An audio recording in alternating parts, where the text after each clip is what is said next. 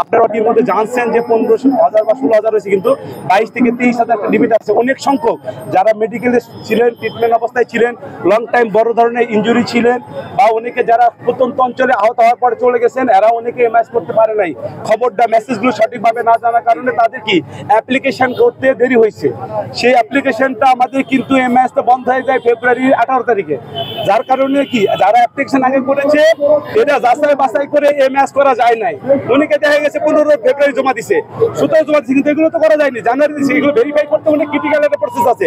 আপনি যে ছাত্র আন্দোলনের পক্ষে ছিলেন কিনা 5 আগস্টের আগে, সবই তো আওয়ামী লীগ ছিল। আমাদের যারা কেমন ম্যাট্রিক খাইছে না, তারাও কিন্তু অ্যাপ্লিকাই করছে বাঁচার জন্য। তাহলে এইটার জন্য ক্রিটিক্যাল সিচুয়েশন ছিল, সেগুলো ভেরিফাই করে জমা দিতে আমাদের কি একটু সময় লেন্থি লাগছে ভেরিফাই করতে।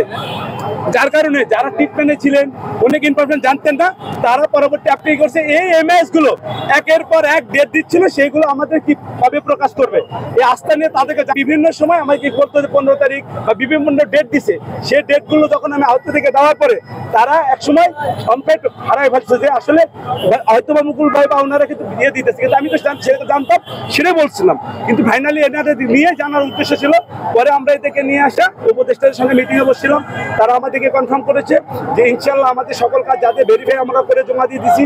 64 জেলা থেকে অলরেডি ভেরিফাই হয়ে কিছু আসছে। কিছু কিছু জেলার মধ্যে রংপুর জেলার ডিসি সাহেব সিরিয়াসলি অনেক জেলার ডিসি সাহেব এই 36 জুলাই নিয়ে অনেক বিঘার আছে। আপনারা অনেকেই জানেন 5 আগস্টের আগে সবাই কিন্তু এই ভালো মনের সাথে মুক্তিযুদ্ধের পক্ষে ছিল না, দেশপ্রেমিক ছিল না। তারা কি হয়েছে এই জেলার ওই জেলায় গেছে, ওই জেলার এই জেলায় গেছে। এরা কিন্তু কোনো না কোনো ফ্যাসিবাদের মধ্যে দালালের মধ্যে রয়ে গেছে। আগে হিন্দিতে কথা বলতো, এখন বাংলায় কথা শিখছে, কথা বুঝতে পারছেন, আবার দালালি শুরু করে দিচ্ছে। তো যার কারণে তারা কিন্তু 36 জুলাই অনেকের বিঘার আছে, অ্যালার্জি আছে। সেই সকল জেলা থেকে এখনো কাগজপত্র জমা হয় নাই, সেগুলো ভেরিফাই হয় নাই। যার কারণে ওই কাগজপত্র জমা হলে আমরা আগে এই পাড়ার এমএস করবো না, যেহেতু সময় লস হয়ে গেছে। আমরা এগুলো ভেরিফাই হয়ে গেছে, এগুলো গেজেট করে তারপরে একবার গেজেট প্রকাশ হবে। এটার জন্য ক্যাটাগরি দরকার, এ বি সি ক্যাটাগরি আমাদের ক্যাটাগরি করা হয়েছে, আপনি ইতিমধ্যে জানেন। সেটা এ বি সি এভাবে ক্যাটাগরি করে জমা দেওয়া হলে আমরা একবারে গেজেট প্রকাশ হবে ইনশাল্লাহ।